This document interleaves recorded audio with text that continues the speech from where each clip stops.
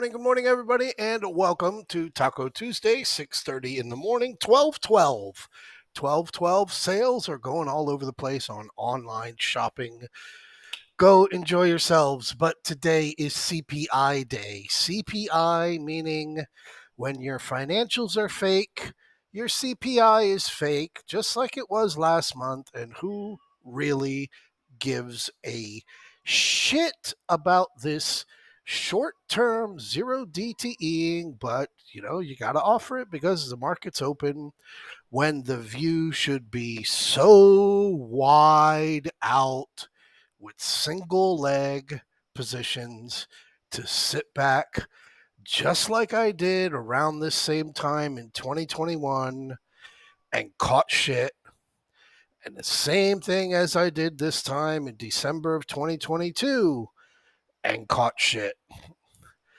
You're in a tight zone. And here we are. Futures are, oh God, man. You could say sell divergence more times than you could say, but I'm not ugly. And you're still not going to convince everybody. Cell divergences are everywhere and they mean absolutely nothing. In fact, what this means where we are with the S&P futures up here at 4680 after the rollover on the weekend, the 5-day moving average is significantly above only because you had the gap up rollover. So guess what? If in the event you do get a dip, that 5-day moving average right there is where you're going to get stalled at if in the event you do get a dip. So take you off that and bring you over to a bigger warning sign. And the bigger warning sign being it is now 18 completed trading sessions since we have had a plus 1% move. We've come very close. We've come close over on November 20th. We came close. When was it? Just a few days ago. Yep, right over there on December 7th, we came close. We've come close to plus 1%, but we haven't actually gotten it yet. So be very well aware, be very, very prepared.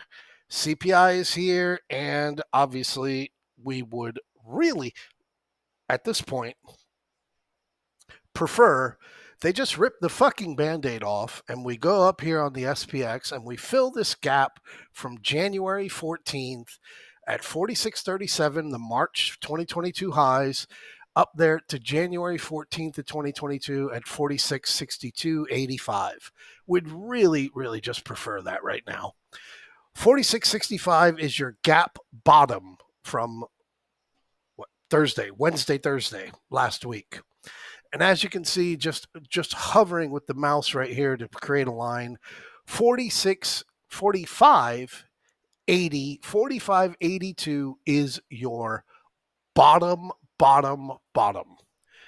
How you get below 45.82 is your priority.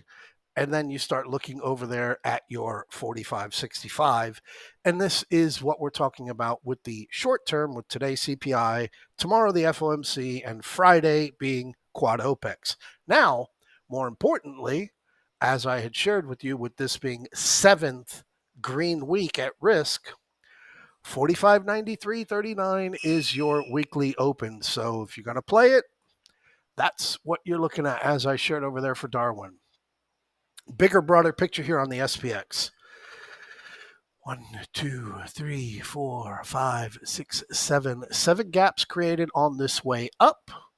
And we have a CPI gap, which we are almost certain we will get today, which will make our gap to be filled at 46.22 after they recalibrate healthcare or perhaps gasoline or maybe frozen food items so that the CPI number can come in better.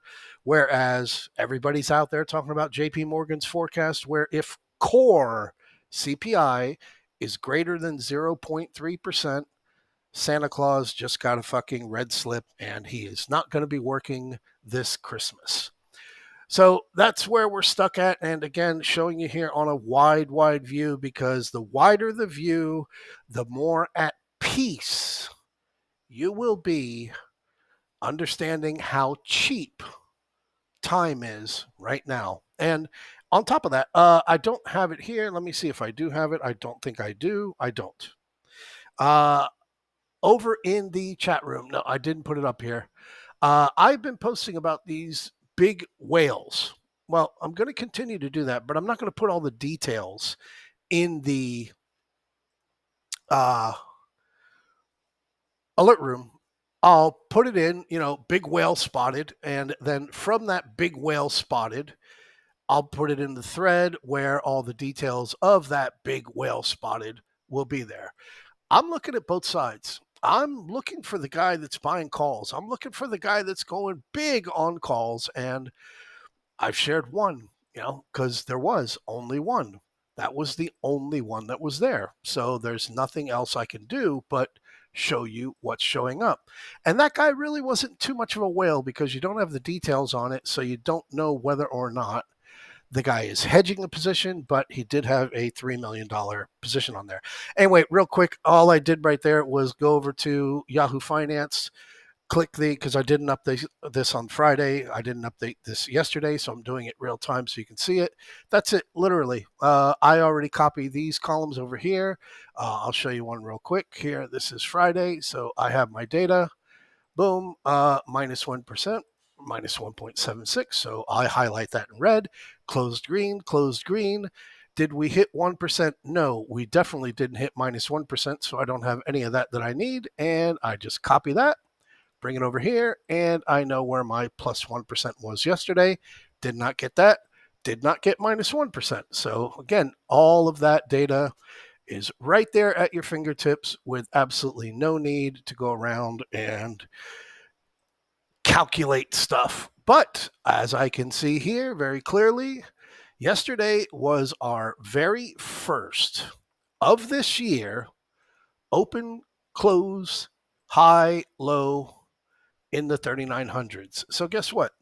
Breaking below that 3900 that we couldn't close above other than those fractional moments there at the end of July or the end of November.